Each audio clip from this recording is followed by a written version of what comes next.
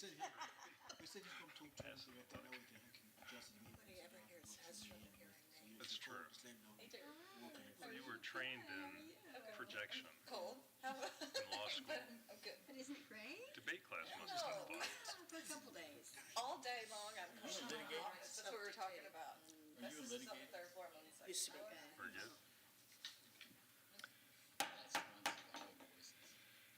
Good evening, everybody. It is officially 5:30, December 6th. Welcome to the Downtown Development Board meeting.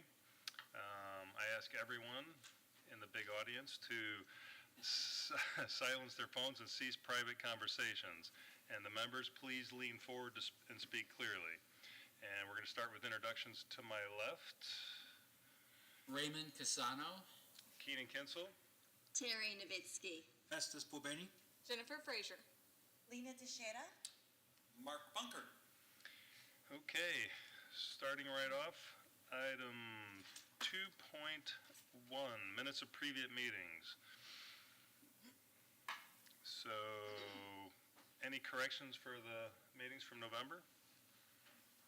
I didn't see any. No? Can I get a motion? I move we approve the meetings of November 9th, 2023 DDB meeting. I second. Okay, we have a motion by Ray, a second by Terry. Any discussion? All in favor? Aye. Unanimous. Okay, do we have citizens to be heard? It doesn't look like it, so we'll just move right through that. New business, 4.1. October 23 financial statement, Ann? Ann Lopez, CRA Interim Director. The first item that we have before you is to request approval of your October 23 financial statement for filing. The funds spent in the month of October were $23,428.35. Your expenditures are outlined in your agenda item, and your ending balance is $452,270.65. I'd be happy to answer any questions. Any questions? I think we got them last time. All good? Any comments from the citizens? No? Can I get a motion? I move we approve the October 2023 financial statement for fire. A motion from Second. Ray and a second from Jennifer. Any further discussion? All in favor? Aye. Aye, unanimous. 4.2, upcoming events funded by the DDB. On December 9th, Market Marie from 10 till 3 at Coachman Park. And I know her last event was a success, so I'm sure this will even be better. Get the shopping in early, for me anyway. December 16th, a Girl Gang Christmas Market, 12 to 4 on Cleveland Street. December 17th, Pause on Parade, 10 to 11. I think that's a Sunday, right? Versus Saturday, okay. Festivities 11 to 2 on Cleveland Street. And to register your pet, go to pauseonparadeparty.com. Moving on, 4.3, 2024 meeting schedule. Ann? So this is to request approval of your 2024 meeting schedule. Meetings normally are held on the first Wednesday of every month at 5:30 here in City Council chambers. The only deviation from that schedule is the month of January and July. We've moved to the second Wednesday, and that's to accommodate the New Year's holiday and the 4th of July holiday. And then in September, you have 2 meetings in September, so it would be September 4th and September 11th, and that's for your first and second budget and trim public hearings. Any questions? Any questions? Citizen comments? Can I get a motion? I make a motion that we approve the 2024 meeting schedule. Okay, motion by Jen, Second. second by Ray. Any further discussion? All in favor? Aye. Unanimous. 4.4, review of updated grant funding policy. Elise? Be up here or right here? I'm going to stay here. Unless the chair wants, I'll stay here rather than go to, all right. I think you're fine. Okay. At the work session, we discussed parts of the funding policy since we were looking at the funding policy overall. I worked with staff to come up with areas that we did not discuss. So what you got today was based on our consultations, and Also on things that you guys have done that were deviations to the original policy that seem to indicate changes that you wanted. So it's an overall thing. What I want to do is go through piece by piece to get your feedback so that we can make any changes that you all want before it comes to a vote. So starting at paragraph 1, these are just making sure that we put the reason in the policy. So what I have added is that grant funds must be used for events and projects intended to attract residents, tourists, businesses, and their employees in order to increase positive awareness of and revitalization. That would be positive awareness and revitalization of, I'm correcting that typo now, the DDB district. Does anybody have any issue with that? Sounds good to me. Okay. The first one we are going to be looking is at the special events, which is 3A. 3A, the red indicates either a deletion if it's a strike-through or an addition if it's an underline. Things that you all want to fund. Marketing, we wanted to define marketing because it's ending up being a question that's asked a lot by the applicants. So rather than just saying marketing, we have added costs of digital, broadcast, and print marketing for the event. Does that cover it for here? I think that sums it up pretty well. We have had, in our current policy, we say in amount not to exceed $10,000. Is that amount still good for the board? Did you want to increase it? Then judging on the way you voted, I know you don't want to decrease it, but is 10,000 where you want to be? Would 15,000 be more realistic?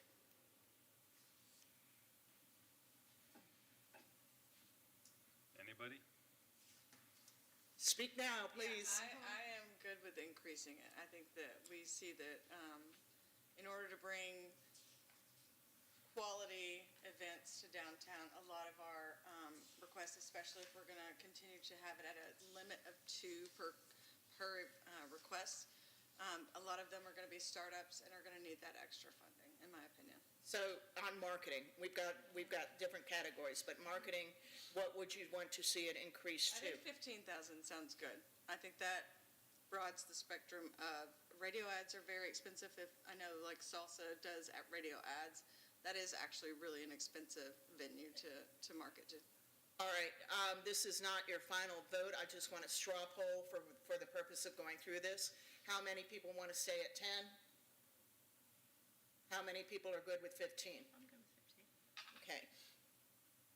Now, this does not mean that you have to do 15. If someone requests 15 and you do not feel that it meets the purposes, you still have the discretion. But this gives people leeway to know what you're looking for. What you have done in the past, except for city fees, is you have wanted both kinds of grants, things that were visible. So the other visible item that we came up with that you may or may not want to fund is entertainment. And once again, we defined it so that we don't have, so that we're giving clear guidance. And so costs of entertainers such as musicians, dancers, disc jockeys, and actors not to exceed such and such amount. My first question is, do you want to do entertainment? And do you want to include entertainment and things you fund? And and my second is, in what amount? Is that on top of the 15,000? That's on top of the 15. Okay.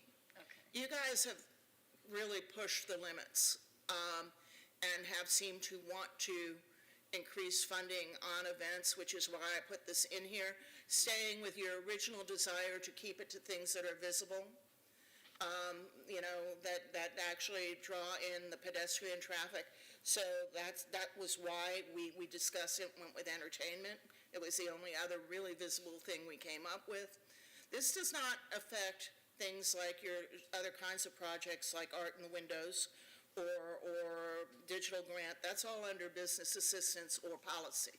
So this is just for events. And my first question is, if I could get a show of hands on entertainment being included. Okay, and now some discussion about amount.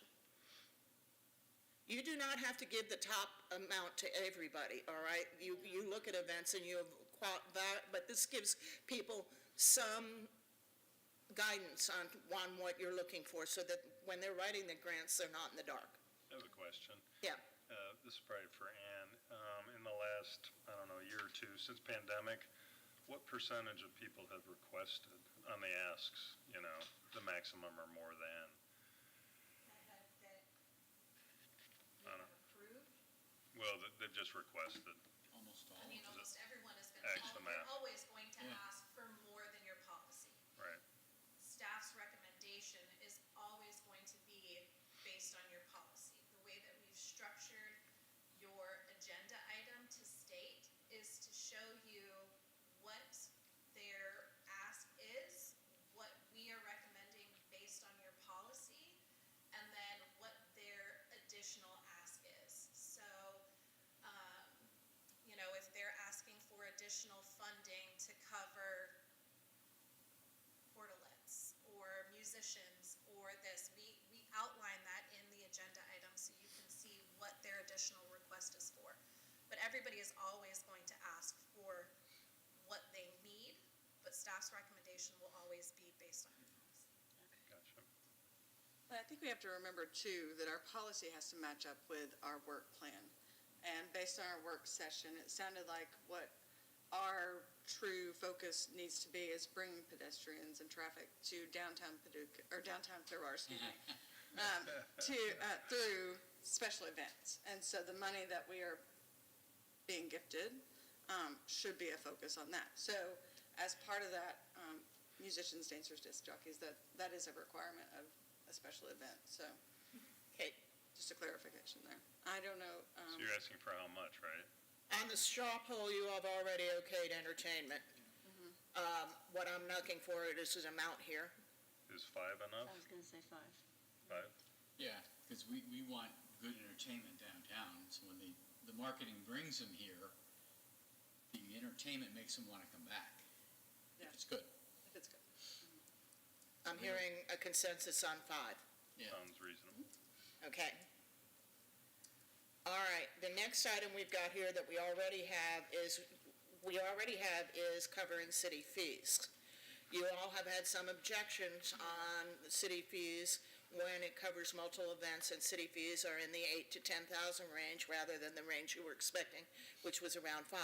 So the first question is, do you want to cover city fees totally, or do you want to have a cap? I just need some feedback on this. Like a I cat? think we should have a cap. Yeah. Okay? There's a question. Yeah? Before I weigh in. When an event like Market Marie is done in the park, Coachman Park, is Parks and Rec able to pay for some of their city fees, or are we, I've forgotten how that worked. Parks and Rec is able to, if they get their application in on a timely basis, which is a different schedule than us. We used to, when I was on the board, have everybody apply at the same time and get our whole, because we don't just do events. Popular belief besides, we do other things than events, all right? So we made everybody apply for the events at one time. The advantage was they were all right in front of us competing. We knew what our budget was, and we knew who wanted it and how to split it up. The disadvantage is that only really helped the big guys who understood the process. So we had the same events year after year after year. The little events like Paws on Parade or the beginning of Market Marie, things like that, who didn't know they had to be there in October. I don't remember if October was the month, but it had to be there that month, prepared, already having submitted, already having been reviewed, and then competing in this big roundtable.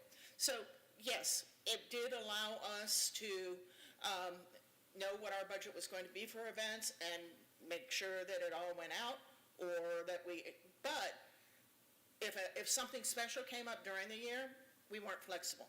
If some little group came in during the year, we weren't flexible. And it's my understanding that the main reason it was that you all departed from that, I was not at those meetings, but the main reason you all departed from that was you wanted to have the flexibility to help startups and new events and bring new things into downtown. So Parks and Rec, they're on a schedule that helps people know how the system works in advance. If you schedule, think of your event and say, ooh, we want to do that 35 to 45 days beforehand, you may not have that available to you. So yes, in circumstances, but it's going to, that benefits the same groups that we were getting when we had the one-time show and tell. So if I understand right, if somebody's really well organized and on top of their game and their events in Station Square or Coachman Park, they would have access to some potential, yes, Ann? So a perfect example of what you're talking about is Salsa in the District. He was able to go forward to parks and to special events at their schedule and receive city fees through special events process. But he did it the second time, not the first. He wasn't aware of it at the Correct. first. Right, on this last time that the board funded him. And that's something that we include. So we also, when somebody comes forward, staff looks into that to special events, because we don't want someone who, if they're receiving certain fees through the city, to potentially also receive those. But in this case, what we had asked was that, what he had asked for was additional in case what he was asking for through special events, if it was extra. Kind of a safety net. Correct. Okay, well, that's good. So then, our, obviously, choice would, we don't have a lot of people lining up yet. So preferential, startups, and others that haven't done things before, but obviously, we're going to fund whoever asks. So in this case, that would handle both, I think. Okay, the question really was, do you want to cap it or do you want to leave it open? And I'm hearing I'd like to have it. a cap. Capital what? Cap it at what? Well, we don't know that yet. What would you think? Part one is cap. Okay, Two is how much. what's the average city fees you've had? I can't give you an average because every event is different. Okay, Based on location, based on estimated attendance, I can't tell you an average. okay, Salsa in the District fees, okay. because of the size and location of their event, are going to be completely different than Paws on Parade. It really, there's no way to set an average So on. okay, maybe not average. What's the highest we've achieved and probably the lowest, and I can work on that. No? I think the highest one we've gotten so far has been either Market Marie or the Ruth Eckerd Hall concerts. And I don't remember what they were, but I'm thinking around $8,000, weren't they? The one that, Market Marie that was just approved, that was $8,000 for 3 separate markets. So, Yeah.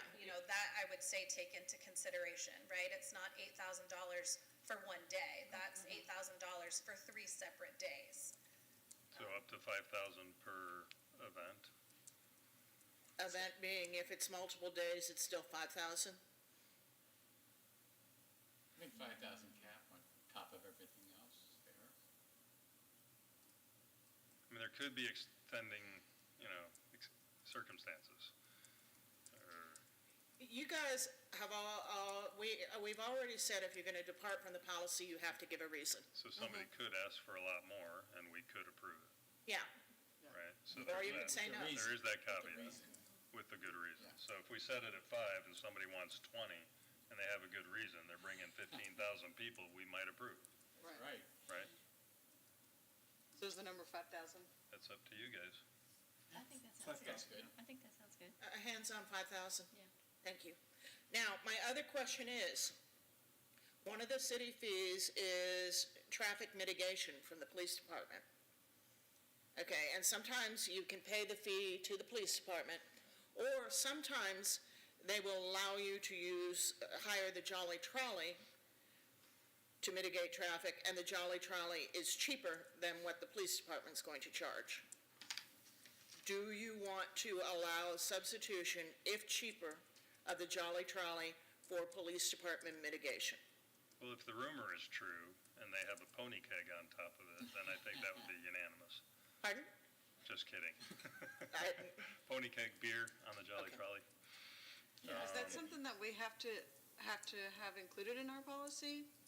I mean, if someone comes forward and says my vehicle mitigation is through the Jolly Trolley, I mean, But that's not a city fee, right? Jolly That's a Trolley is pers- not a city fee, but Right. vehicle mitigation for an event on the street is. So that's different than us talking about a city fee.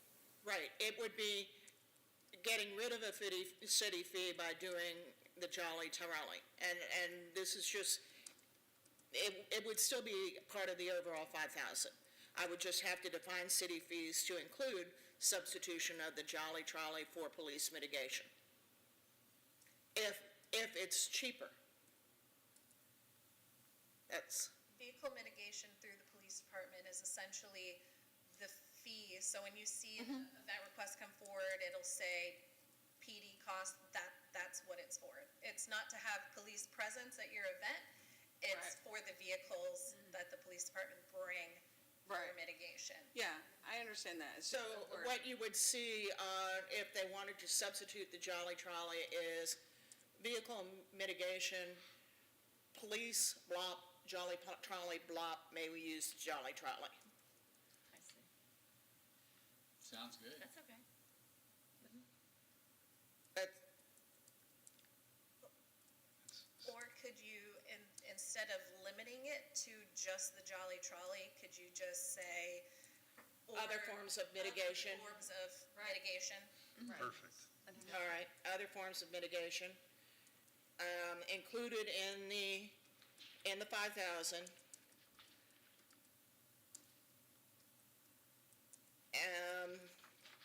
If cheaper, Sounds good. okay. All right.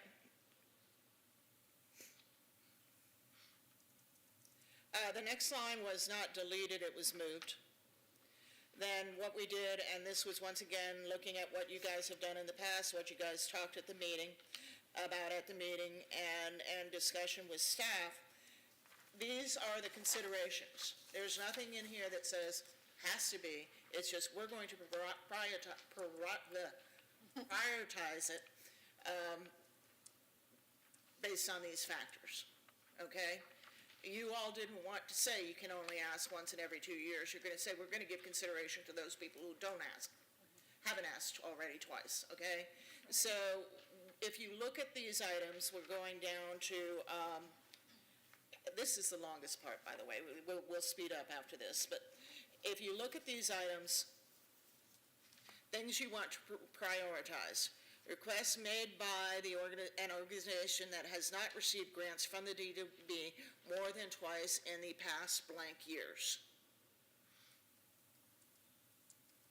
I don't think you want to toss an organization out forever, but, so when I looked at what the CRA does, they put 5 years in there. Well, it's prioritization too. We're not Yeah. eliminating. Right. We're just prioritizing. Yeah, it sounds good. Good. 5 years? Okay. Then that was the organization. Now, the events. Recurring events that have not received grants from the DDB more than twice, and then in the past blank years. Do you want to make that another 5? Again, the purpose of prioritization is to encourage more people coming for funding. Is that something? Different people. Different people, right? More and different. Events intended to generate pedestrian traffic within the DDB district. I mean, you don't want an event that nobody comes to. Fine. Well, that's good. All right, this doesn't say they have to guarantee, it doesn't say staff has to figure it out. It has to say one of the things we look at is whether or not this event is intended to generate pedestrian traffic within the DDB. When it comes before you, and you know this is one of the things you consider, and it's, an axe throwing contest in the public right of way, you can decide, no, that doesn't sound like the kind of event we want. Okay, off to the side where, we're not gonna kill people, but you still can look at what they're doing and say, yeah, I don't think that's gonna do that. But it is something that you all have considered in the past. So, good, bad, ugly? I like that. Project It works. Generate fast food traffic within DDB. I think that's good. One of an event. Let me put it, anybody object to that? No. No. Okay, good. All right. Events located in underserved areas. We have been trying forever to get things moving further into the district. This doesn't say that you're only limiting it to them, but if an event comes in an underserved area, you're going to give it a closer look. Yes. Definitely. Okay. Requests made by organizations that have or are actively seeking third-party financial participation and support from the community. The reason, this is something we used to have in here, and the reason I put it back in is because you want events that can survive after their two asks. Longevity. Exactly. So if they don't have it, if they're not actively seeking, it doesn't knock them out, just like none of the others do, but you're letting them know, this is what we want you to do, I like that. That's good. okay? Yeah, and I think that we have sort of questioned that. I know myself, I've asked, have you been to external sponsorship questions? Have you made those asks yet? And for whatever reason, they may be new and not understand that, but yeah, that's a sustainability thing. Okay, so nobody objects to that one? No. All right, now we're moving on to business assistant grants. You have always wanted them to be something visible from the street.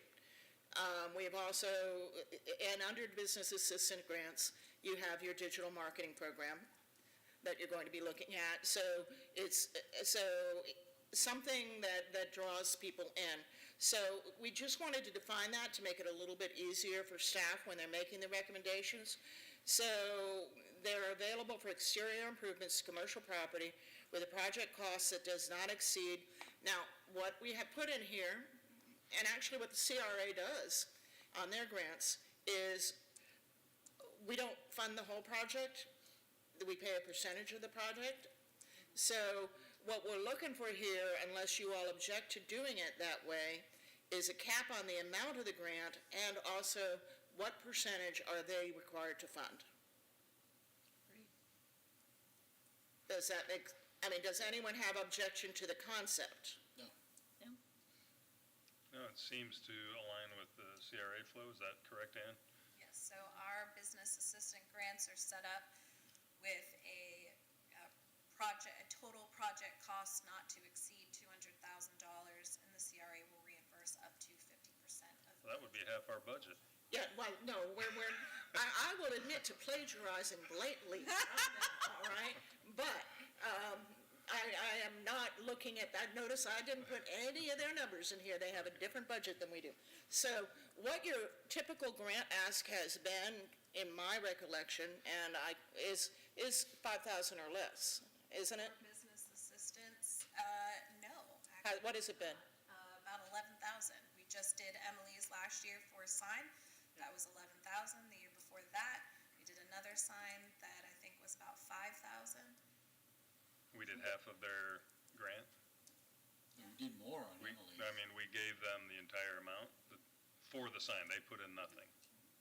Okay, so we've been not asking for contributions. You've not been asking for contributions, and that's one of my questions. Do you want them to contribute to the project? What do you guys think?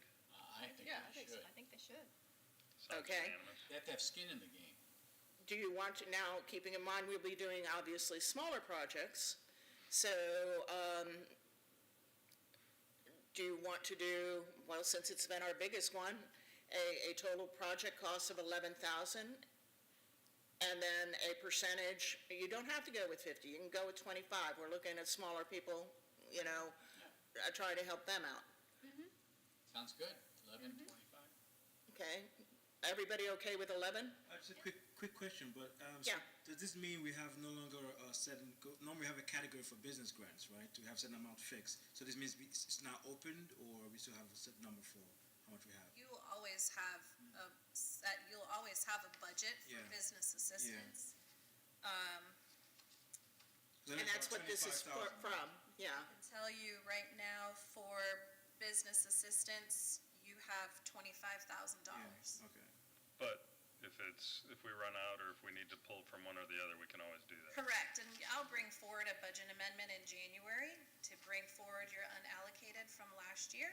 So that money will come forward in January, and, if we want to add more money to business assistance for this, we can. And unallocated would include, when we put aside, say, 50 grand for the digital program, but we only had 10 requested, then that 40 would come forward. Correct. Okay. Good. I think All right. everybody was in And agreement. this, remember, this cap and percentage, and with the digital program, we can make a program, when you set up a program, you can make this rule specific to that program. With the digital marketing grant, you had it being matching. They paid Right. 50%, and we had a cap. And I believe, I'm not even gonna guess, because Eric's gonna be talking about that anyway, but, okay, so, if you have a program that you want to deviate from this policy, then you write it into that program, Sound good? I agree. okay? They like it. So, if you're a cap of 11, your share, the biggest one's gonna be 5,500, excuse me. Which gives you a little less than, assuming everyone asks for the maximum, it So gives you a that'd little be- less than 5. That'd be 50%. Yeah. Okay. That'd be 50, Okay. or if you did 25.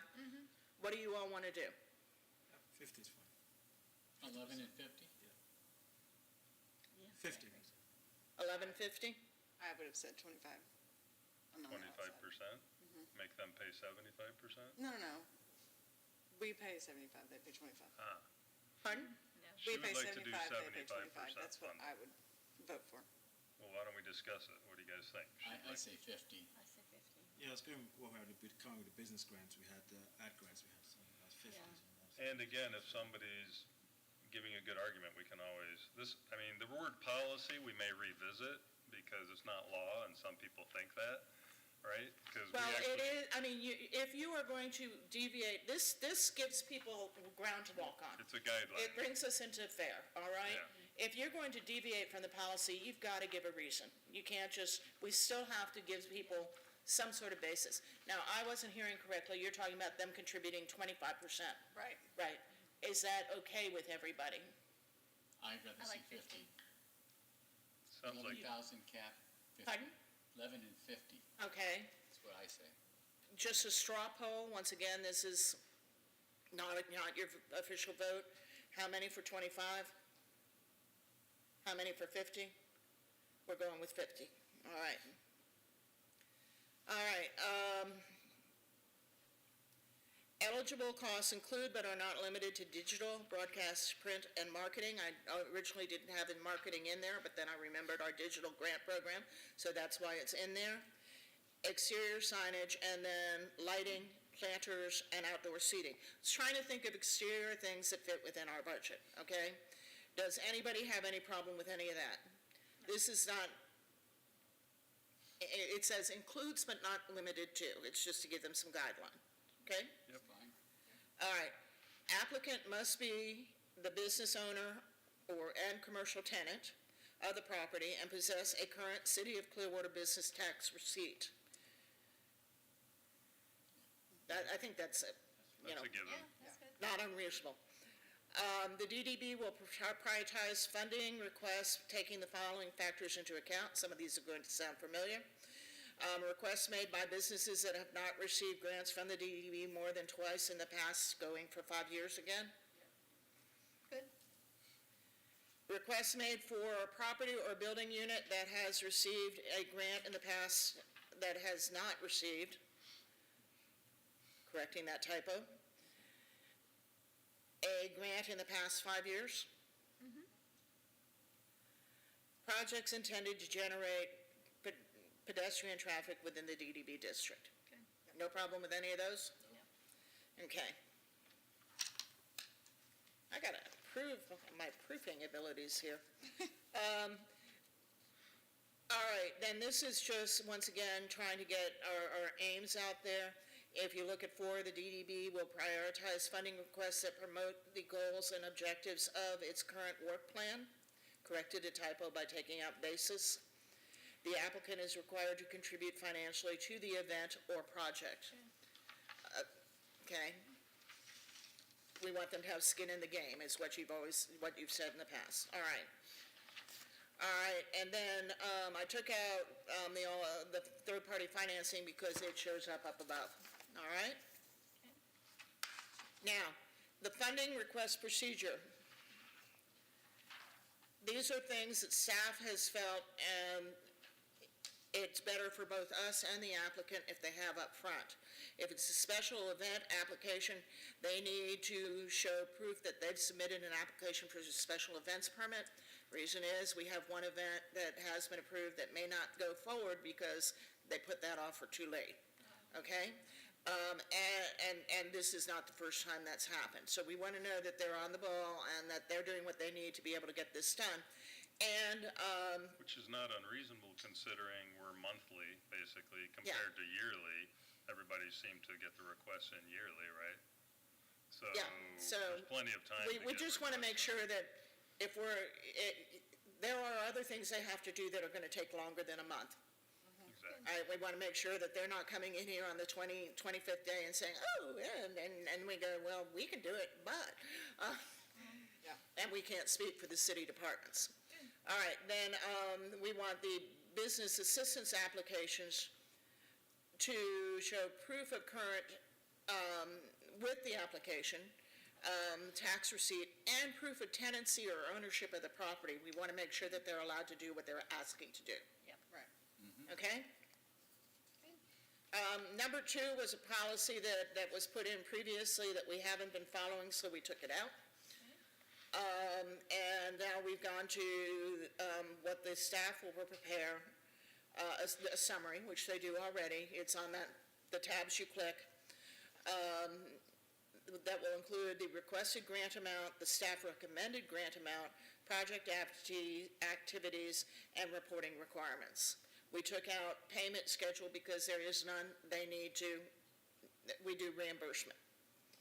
All right, and there was no change in the rest. Does anybody have trouble with those changes? No. Okay.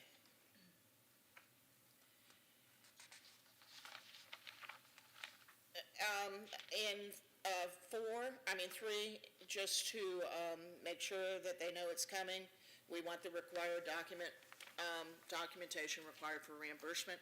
That's the same documentation we require now, really weird things like W-9s and invoices and proof of payment. So we want them to be aware that the contract they're signing with us is going to have required documentation. Good. Keep things Okay. legal, right? Pardon? Keep things legal.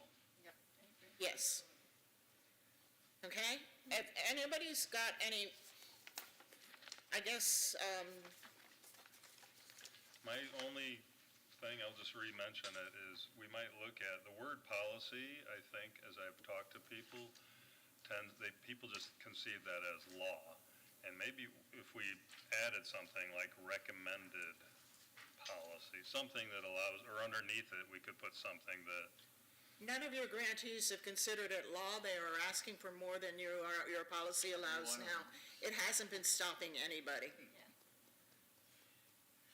fine? Yeah. Okay, good. I'll stand. Apparently, they consider it law. They don't mind. I've been summarily overruled. Well, no, I'm just saying that it has not been a problem. That's fine.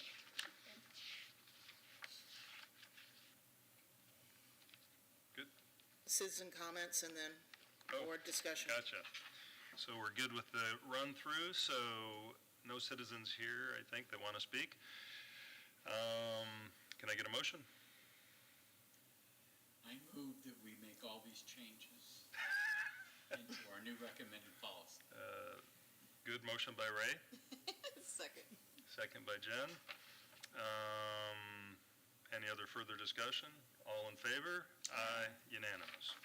Thanks, Elise, that was a lot of work. It's brilliant. I didn't do it alone. Ann and Vicki were a big part of it. Thank you, Ann and Vicki.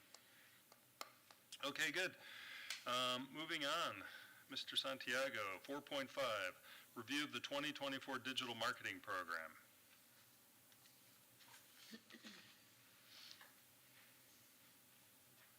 Before he starts, just like to let you all know, he has spent way more time in this program than he or I ever expected or Ann. So thank you, Eric. Eric Santiago, CRA Manager, met with Keenan to discuss the future of the digital advertising program and what that could look like. From that discussion, we kind of came up with 3 different items that I wanted to discuss with you. Item number 1 is the digital advertising grant program that we had, that we just completed, and what that can look like in the future. So for that, we recommend bringing that program back, but a modified version of that program with some changes to the application process, more outlined requirements, and more of a submission checklist. There was a little bit of confusion on some of those items in the first round, so we're really just trying to simplify that and make it as easy as possible for the second round. With the goal of getting more people, right? Yes, with the goal of making it easier and getting more people to participate in the program. For that, though, we do have some questions as to how you would like that program to look in the future. For example, what types of businesses are eligible? How often can a business apply? When is a business no longer considered eligible? As well as any other recommendations that you might have from the first round of the program that you'd like to see changed in the second round of this program. Questions? We just did that with what we went over here. This is what we're talking about is specific to this program. This program was a pilot program. So one of the things, I have it up, it was sent to everybody prior to today's meeting for you all to look at, in hopes that you would bring recommended changes. That's going to help staff create this program to continue moving forward. One of the things states that this is for a 3-month period from June 1st to August 31st, 2023. Do we still want that time frame? Do we want it to be for 3 months? Do we, what does that look like? It should be more. I agree. I don't think that you really get good metrics by just a 3-month time span. 6 months minimum. Jennifer has extra insight, let's say, into the program because her company qualified and used the program and got some results, correct? Yes. It was a great program. I'm very glad that it was offered by the DDB and would definitely apply again. I do think that the time frame does need to be extended at least by 6 months if you're really going to look at whether or not the grant was viable or not. Those leads come in, yes, but is there some kind of other anomaly? Like, realistically, you need a good 6 months to really track the metrics on that.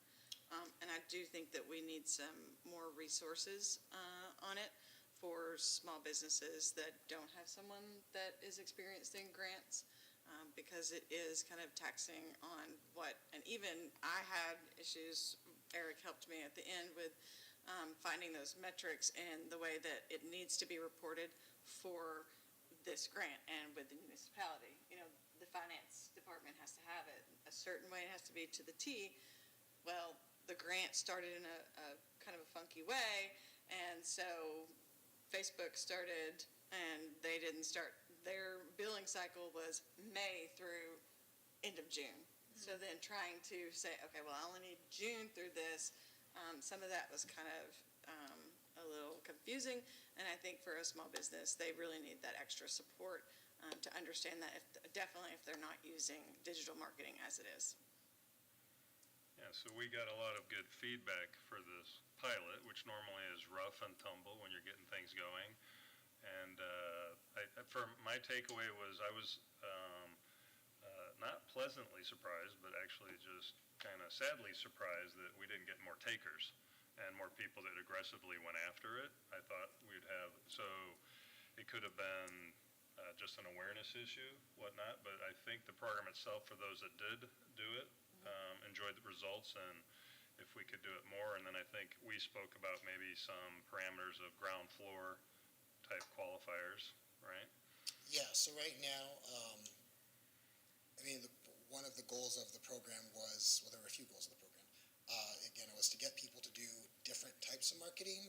That's why, again, we did ask people to choose 2 different platforms, because we want people to kind of experience. We want people to do different things, not just supplement what they're already doing. So that is something to keep in mind as to what, how this program continues is, again, if we do want people to do different things, we don't want them to do what they've already done. But also part of that was increasing traffic. So is this something that should be limited to commercial businesses, first floor businesses? How do we want to define, who is bringing additional traffic into downtown? And out of the 50,000 available, how much actually got qualified that we'll be in reimbursing? About 10. About 10, right? So we expected all 50, and we got about, 20% of that. So the idea here is, do we want to continue it and try harder next time? Next year? Absolutely. I think that there was a maybe lack, for a better word, of advertising it, because like I have previously mentioned, I did not know about it. I found it on the printer at work, and that's how I knew about it. So, and I'm in that vein all the time. So for me not to know, I think that we need to push a little more on advertising it, however that is.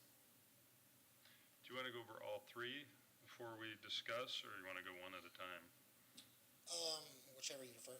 Go. I would like to go one at a time, only because I'm taking notes, so when we have January. We did already, then part 2 would be, Yeah, so some of the concerns about providing businesses with additional resources, we do try to accomplish that in one of our other programs. And being a little more proactive in giving businesses tools and resources. The other option, or the other program we're going to talk about is more of a overall DDB marketing to promote what the DDB does, which can get more of that information out to the businesses. So those are the 2 other programs we're going to talk about. So we are going to be addressing those issues that you mentioned in the 2 other programs, or at least that's the goal. so for this first part of the pilot, which was kind of a digital billboard, we ended up spending around 10,000, which means 10,000 was matched, which means a total of $20,000 of digital advertising occurred to bring more people downtown.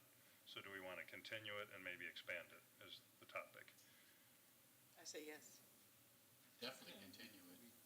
Definitely said we're going to continue to the last meeting, I think. Right. So would you like to expand it a little bit? Yes. If open it up to maybe even, if we can, if we get more applicants, go beyond the 50,000 next time?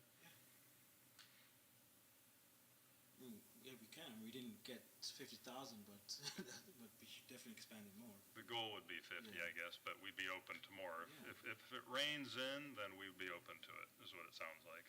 Yeah. Correct. So you currently have budgeted 50,000 this fiscal year for this program. Okay.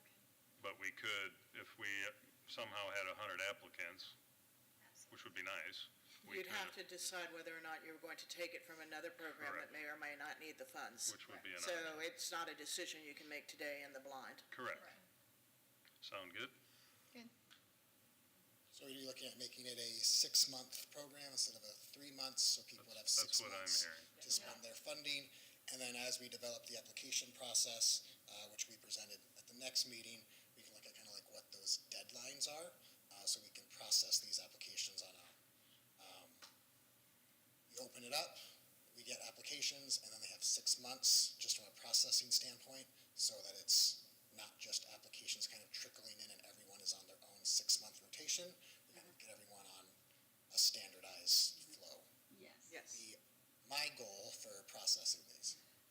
In the 6-month period in off-peak season, is that what you were thinking? Yes, because that's when we're seeing need a more lack of help. traffic. We want to see more during those So times. whatever that qualifies as, I guess, after spring break. Any other discussion on, Do you want a Item motion number on 1. each piece of this, or, okay, so I we're, think what you guys are looking for is feedback so that you can come back with recommendations, correct? Yeah, I'll come back with Yeah. more. So we're not gonna do a motion today? Good. Okay, fine. But it all sounds good. So then part B would be, So that was the new version of the digital advertising grant program. The next item we want to discuss is a marketing campaign, and this would be a marketing campaign to promote the DDB. So this would be us hiring a contractor to oversee these marketing efforts. So going to a firm or a contractor to promote what the DDB does, what the DDB is. So we'd have to actually figure out exactly what that scope of services is, and then go out and solicit who would do that. But this is basically just getting your thoughts on actually hiring a contractor and managing a contractor to do more overt advertising for the DDB. That doesn't sound like that has anything to do with, I mean, not anything, it does have to do with this grant, but that sounds like an overall DDB thing. That doesn't sound like specific to just this grant. Yeah, I guess we kind In the of way that are you're saying. discussing it kind of because we're talking about digital marketing, so it is kind of more on the realm of marketing, as opposed to being specific to this grant program. This option would be more about marketing the board as a whole. Right. So I feel like that's separate from what we're talking about here. Correct. Right. Right, and this is something that's on your work plan. Last year, you did allocate 75,000 for this. It had been started with Howard, and when Howard left, Yeah. team of one. So, we're finding a way to kind of bring this back. I am all for that. I just feel like, I thought we were talking about just the grant right now. Are we talking Well, this is part B. This is of overall DDB, not just this grant? is what Yes, so I'm saying. this would be, Right. yes, Right. so we kind of are broadening the conversation from the digital marketing grant to just overall kind of marketing and business. Right. I guess I don't. so it'd be a separate item, you're right, Yeah. on the agenda next time. I think if people knew more about the DDB, we'd get more applicants for other things Right. coming in. I think it's crucial. Sounds like everybody would like that. Yes. Yeah. We kind of had that a little bit with the DCMA and Sheila, and We did. during that time period, that was something similar that was obviously a successful idea, so It's a new day. it's a new day. Last item. So this is going to be providing, this is, I guess, kind of the 2.0 version of the digital advertising grant program. In the digital advertising grant program, we saw that businesses kind of did struggle a little bit and needed a little more assistance. So this program is meant to be a little more proactive in that regard. I'm loosely calling this is not an official title, but this is the Digital Marketing Cooperative Program. So what this would be is we would hire a firm or contractor for services. Businesses would then apply to be a part of this program. They would pay a fee, a program fee. That program fee would basically ensure that they're actually going to do the program. For that, they're basically buying this contractor's time. And we would figure out what that looks like exactly. We'd come up with a scope of services based on what the contractor can do. So that may include some one-on-one consulting with that contractor. It could include things like digital assets. So that contractor could do a photo shoot, could do videos, could do professional writing, could do those types of things. We would pay the contractor. No money would be given to the business. The contractor would work with that business, kind of develop a marketing program specific for that business. At the end, that business would get digital assets, would get professional consulting services, and that consultant would then do the reporting and give it back to us. So it makes it very easy on the business. They would apply for the program. They pay a fee that we think is going to be that's going to ensure that they're going to get the value add out of the service. Essentially, if we open it up to whatever the number is, 25 businesses, we want all 25 of those businesses to actually complete it and not have a huge dropout rate, which then stopped other people from being a part of the program. So this is going to require a little bit more research to figure out what types of firms are available to do the types of things we need. But again, the thought is to really make this easy for the businesses and put more of the work on the consultant. So will the businesses be learning in this process of how to do it after this contract is done? So yeah, they would work with the consultant to develop a marketing campaign, and then hopefully through that they would learn, how to do it on their own. Yeah. So yeah, it would definitely be a teaching opportunity because we'd want them to. They need to thrive afterwards, Yeah. not just have someone doing it for them. Correct. And if they pay a fee, they won't drop out because they have money in it. Yes, so that's we want to make sure that they actually are buying into this because so that's why I use the word cooperative because they're essentially buying these discounted services that we are bulk buying for. I think that's amazing for a small business. I think that's really good. I think it's amazing. I like it. I think Sounds like everybody likes that one. I like it. Eric is full of good ideas. So for this, again, we would just need to figure out, what the limitations are, who would be eligible,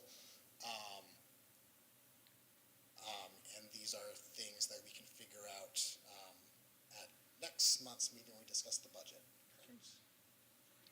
And then I had one last thing I'd forgotten. I'd been tossing it around a little bit, but I'll throw this in here as possibly part D, A, B, C, D. Only one, Ann. Another option would be to just take a round number, $100,000, if we had it in our budget. I do a lot of stuff with Google and social media ads and did a little research, and turns out people search for restaurants Oh, yeah. and entertainment and other things, and there's a lot of search value there. So meaning we could hire somebody like he was talking about and then give them a budget, say we want $75,000 to go to digital ads and we'll pay you 20 grand to make that happen, to bring people to downtown.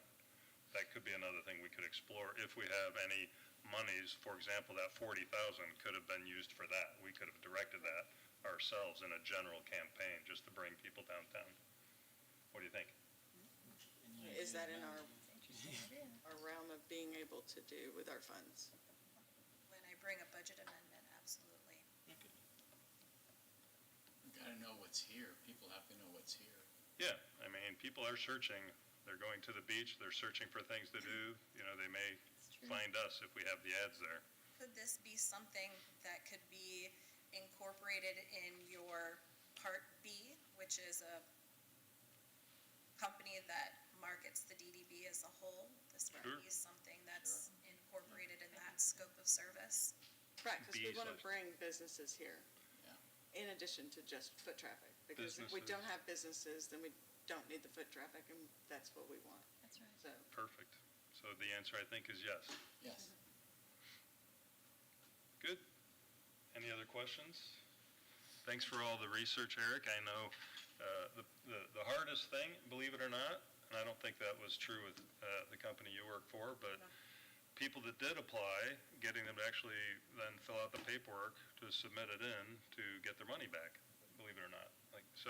And it's not hard. The paperwork is pretty standard. So it was just, people are busy, I guess, and let it go. So thanks again for all your work. Thank you. awesome, thanks, Eric. Okay, 4.6, legal update. Elise.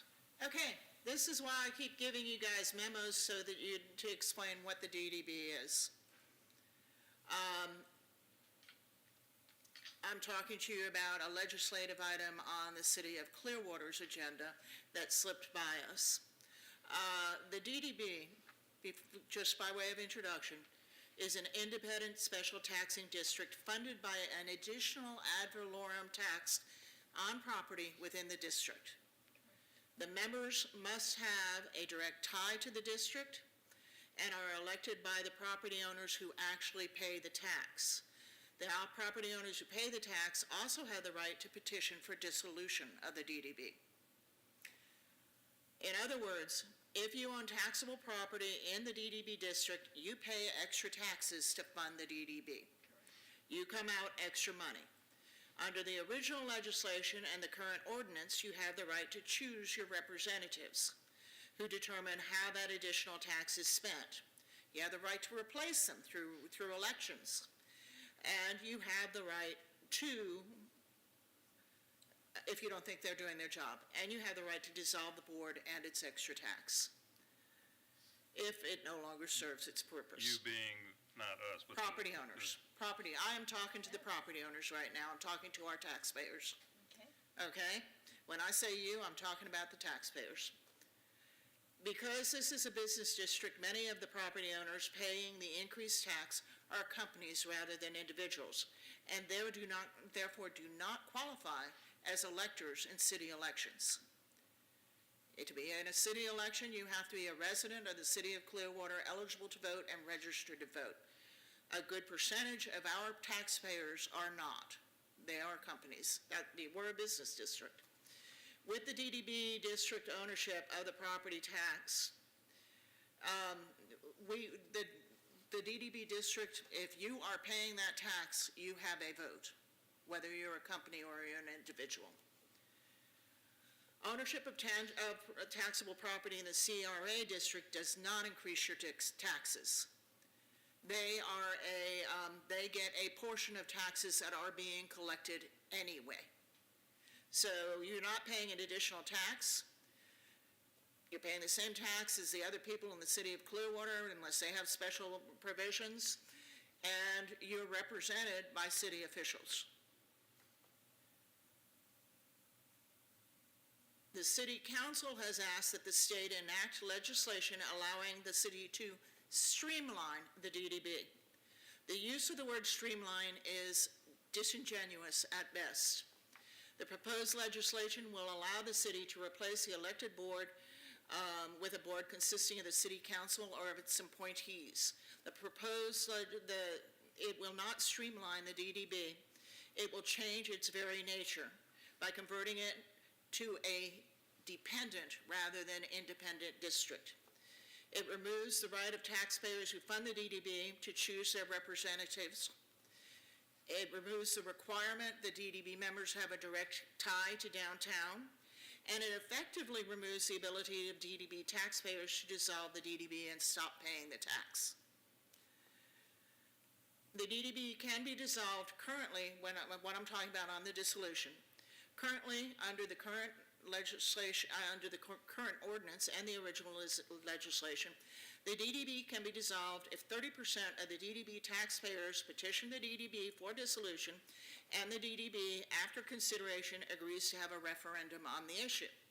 If the current board does not agree, we all know that 30% of the property owners in downtown can make sure that they're removed on the next election cycle. That is not going to be true if your board members are city council. You can't get 30% of your board members downtown to do a petition and then be able to overturn who their representatives are if they don't allow the referendum. So you're effectively getting rid of the right to dissolve and not pay the tax. Apparently, some members of the city council don't like how this board allocates its funds and doesn't trust our taxpayers to elect representatives that do what they want it to do. The DDB does more than fund events. The DDB encourages people to come to the district, attempts to assist businesses, and helps fund district projects. In the past, we have also attempted to recruit new businesses, but the CRA wanted that, has a better budget for that, and we stepped back. Available business assistance includes marketing programs and exterior improvement programs and furnishings. District projects that do not fall under either business assistance or events include, we help fund a Jolly Trolley route, and in the past we have provided substantial financial support for both the marina and the winter exhibit. We started the mural programs before the CRA and the city took it over, and we have funded public art. So when you look at our budget, it is not just events, and it's not just business assistance. We have money there for major projects that need being taken care of. In the past, we have also funded research to provide the city with information on landscaping and signage. The city council what the city council wants will result in electors citywide determining who represents the DDB taxpayers. It's difficult to get a clearer example of taxation without representation. It is already passed by the city. You can't do anything about that. It is now before the legislature. You need to be talking, you property owners and you board, need to be talking to your Pinellas delegation. And I can provide you with that information and will, to make sure that this doesn't happen. If it is going to happen, then it is my belief that the taxpayers also need to consider whether or not they want to continue this special district without representation. I am surprised and disappointed in our ex officio members who are supposed to facilitate communication between the city and the DDB. The purpose of allowing this position is so that the ex officio members can keep both boards advised as to what the other is doing that affects the district. Apparently, the city's plan to change the very nature of the DDB was not considered a matter of interest to be shared with this board. It brings into question the purpose of having ex officio members and whether they are of any value to the DDB. Okay, Questions? Board questions? I have a question. The board was created in what year, Elise? 70, Late 70s. originally 72, no? I don't recall, to be honest. What, how long have you been participating in the board activities? Early 90s. So 30 years. Do you know if something like this, a vote, has... Back in the early 90s, Commissioners Burfield, Thomas, and Deegan tried to disband the DDB because it is a special taxing district. They needed either a vote of the property taxpayers, or they needed the legislature to do it.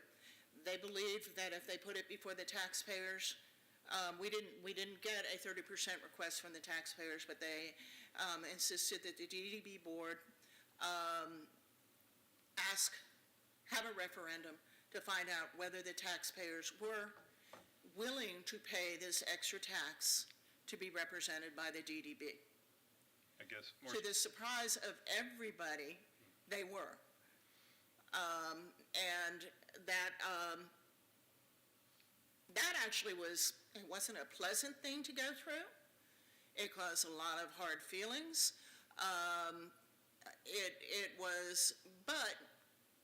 It was very in your face, and and the property owners were given the opportunity to decide, the taxpayers were given the opportunity to decide what they would prefer.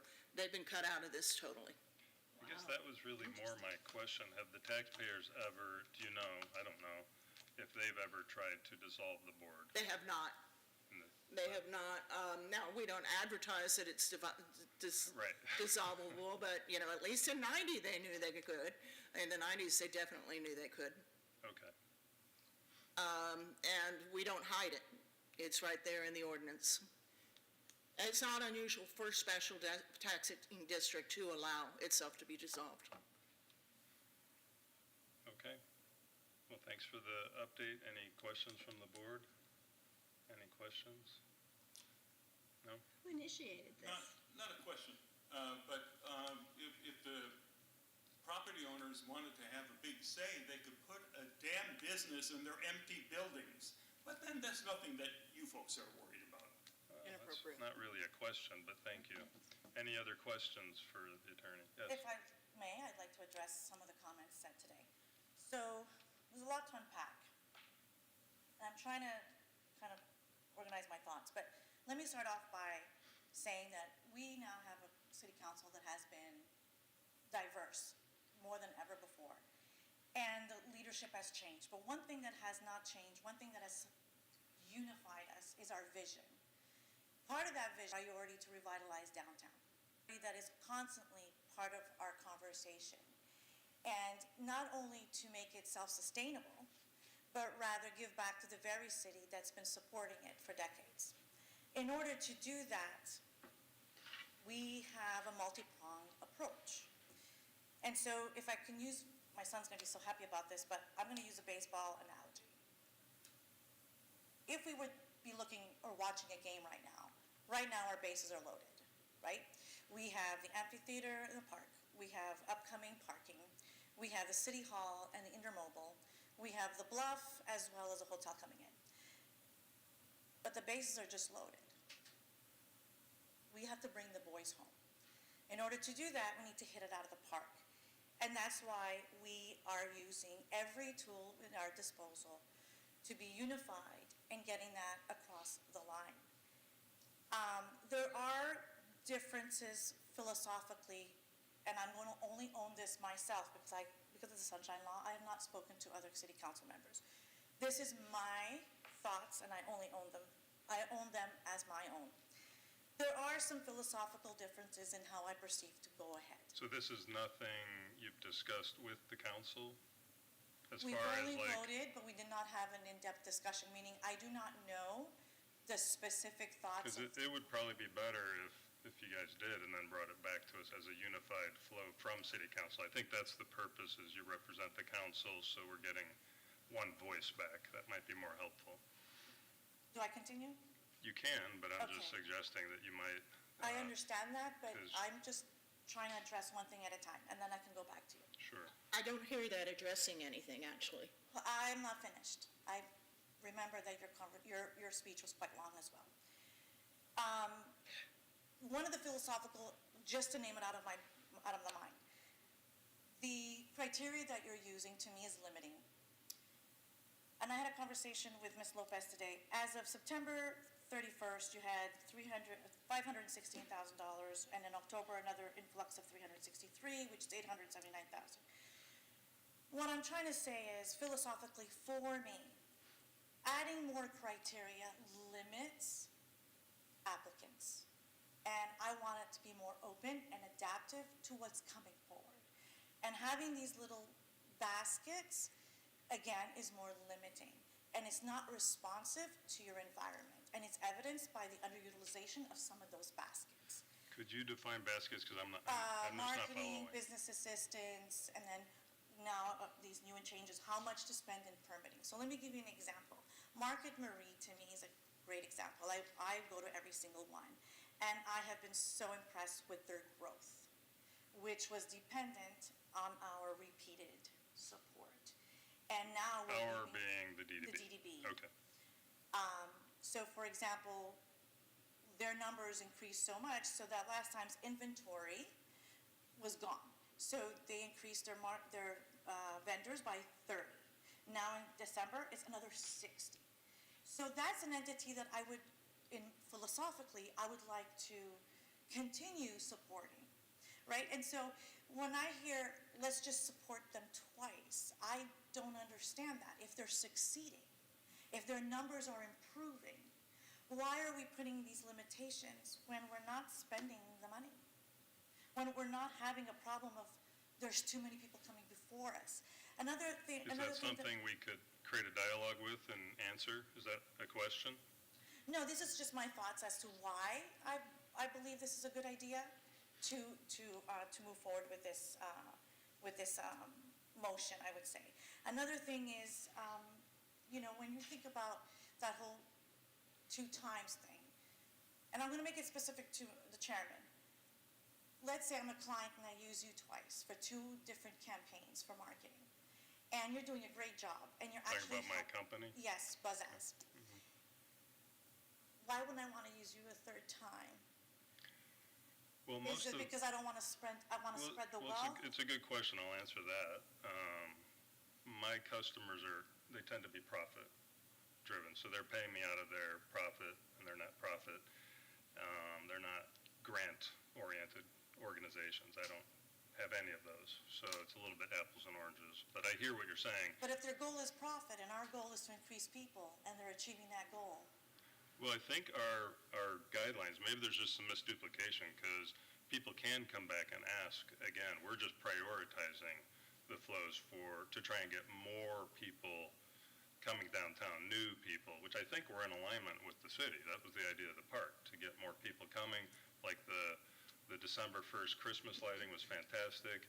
We had a lot more people than the previous year, more people, new people, et cetera. So I don't see a big difference. I do. Here's another one. I asked the board to consider, as a board and individuals, to be more proactive in the encouraging of filling up the spaces. I recall your comment saying, no, I'm a volunteer. That's your job. You're correct. I And did then say that another example- because I don't know how to get to them any more than you do, right? So, But I actually, okay, so, But and then I and then think- I have to say, I do refer but to just the for the 2 years record, that I was for the there. record, I would love the stores to be filled. I think everybody here would love that. We would love more people coming, more businesses coming, et cetera. So I don't think there's a big disagreement there. Well, Maybe there it's is, the how because when to. I actually relayed the information to you, and I said out of 60 storefronts, ground level, and 21 are filled, you said that's great. To me, 30% is not great. 30% Well, I is was your saying, background. I said, I think if you look back, I said it's more than it used to be. We're on the right track. It's always been around 30, Always? because of the influx of going in and out. Go ahead. may? Yes. We actually have a program where we were approaching the owners, the art in the storefront. They don't want it. We talk to the owners. We can't force them. We are not an enforcement agency. When was this? We can only make the information available and give them incentives. And we try to do that, and we have asked, and we have asked. And you guys can't ask either in the ways that, you all aren't an enforcement agency either. Correct. We can only provide incentives, and we're doing our best to come up with incentives. You all haven't come up with anything fancier or newer. I would support a mail campaign to all the property owners, a cooperative program, just door knocking. I don't know where to go. If I go to some of the empty blocks there, who do I talk to? Daniels? I don't know what. I know they were going to build a Scorpion Lounge, and that's on hold. I don't know why. So, where do you start with that? Other than a full-time job, right? Which we're all busy. So, but we should send out mail. We should get feedback. I don't think there's disagreement here to Then there's get also more level people. of engagement, let's say. Okay. So I own several properties in downtown, so I contribute a lot. I was also a previous. Retail or? Both. Okay. I also was a board member, and I remember as a board member, my level of engagement was extremely high. I made it a personal goal to attend every single event that I funded.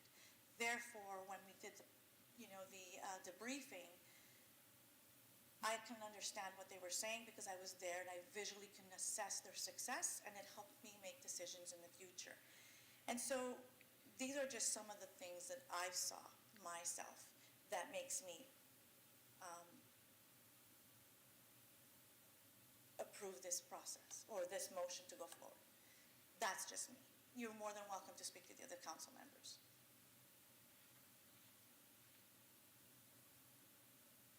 Well, We're actually looking for you to be a liaison, not a personal. You haven't given us anything on what the discussion was. You haven't given us anything as to why this has happened. You didn't even tell us it was happening. That's been my biggest amazement. You come in and you give us all sorts of reports about parking and traffic. You didn't say, we're going to change you from an independent district to a dependent district. You didn't tell us. I believe that meeting I missed, and I missed. That means a lot. You're supposed to be here as a liaison. You're supposed to tell us what's going on that affects the DDB, and I can't think of anything that affects the DDB more than that does. Anyone here disagree? No. I mean, that's why we have ex officio members. It's right in the minutes where ex officio members were agreed upon that you all are supposed to be a conduit of information. And now you're trying to tell us why you did it before you even told us that you were planning to do it. You're telling us after the fact. We can't do anything about what the city has already done. We have to go to the legislature and the property owners' hands. It has now been brought back to the city. So there's been no decision. You've already gotten language back from the legislature. It will not go to the legislature. So it is in the legislature's hands, and if you all want anything to say about it, it's talking to the Pinellas delegation, and particularly Ms. Burfield. And you'll give us that information, correct? So, all the rationale for taking away our taxpayers' right to representation before the city right now is not relevant anymore. Procedurally, at least, if the delegation has it in Tallahassee, they go into session in January. So then, at any point, this could become a law, right? You all need to be talking to if you disagree with this action, you need to be talking to your legislatures, and you need to. It is not going to the legislature. It is not. It has been brought back to the level of the city. So. Meaning what? Meaning that they've determined that that is within the council's preview to make that decision. It is no longer going to Tallahassee. So that would be a waste of time. It's no longer in their hands. It's been brought back to ours. Did you guys have any comments, questions on this? I have one final. For me, things got a little, let's just say, wonky with the pandemic. I don't know about you guys, but well, we probably all lost some family and friends during that period, and other things, business, clients, etc. So there was and I believe, were you on the board at that point, or you had already moved to council? She was not on the board in the pandemic. But you were active with DCMA and Caroline, et cetera, and then Correct. one of the solutions, and I thought we worked hand in glove together, maybe it wasn't always easy, but with you, Scott, Carolyn, Sheila, you came with a great solution. Mayor Hibbard was here, we all worked together to close the street and fund $250,000 basically of music and other things, and it didn't go smooth, but it was kind of a crisis mode. And for me, we worked really beautifully through that worldwide, disaster. So I don't think there's people up here that don't want to work with the city goals. I think we all want a thriving downtown. So if that could go back to the council, that would be appreciated, that's all. So if I've stepped on your toes at all back when you asked me that, then I apologize, because I think it's a good idea to get property owners more involved, more votes. What was the last vote count for an election, for example? Did we get 50% of property owners voting? With what was mailed out, with the amount of ballots that were mailed out, it's usually just under 50%. So about half actually vote for members, so they're, at least half are involved in voting, but it would be good, I think. So anyway, is there anything further we want to talk about this item, or? I covered what I needed to. I'm sorry? I covered what I needed to. Anything else, anybody? Okay. Okay, well, thank you. Moving on, 4.7, CRA updates. So I just have a couple of updates for the board. I gave everybody one of these. This is the CRA's Holiday Perks Program. So what it is we have gone to the different businesses within the downtown CRA, and they have provided different perks for the holidays. So you can either go to the website, downtownclearwater.com/holidayperks, or scan the QR code.